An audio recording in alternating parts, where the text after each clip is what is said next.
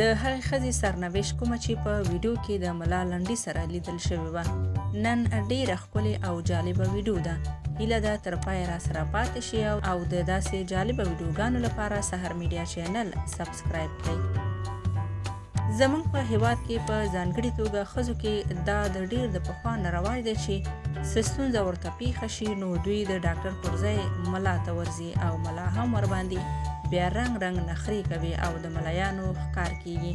ټول ملایان هم خراب نه وي خو بعضې یې هېڅ د چا ابرو او د عزت په قصه کې نه وي.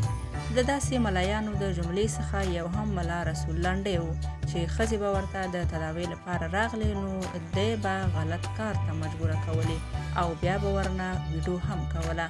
ملا لنډي ته ډېرې ښځې ورتللې. یوه ښځه چې ملا لنډي سره په ویډیو کې لیدل شوې منیره نومیږي.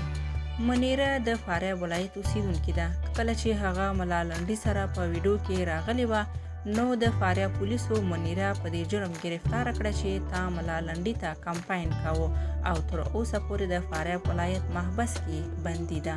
منیره وایي چې زما صرف ګناه دا ده چې زه په یو ویډیو کې ملا لنډي سره راغلی وم، نوره هیڅ ګناه نه لرم.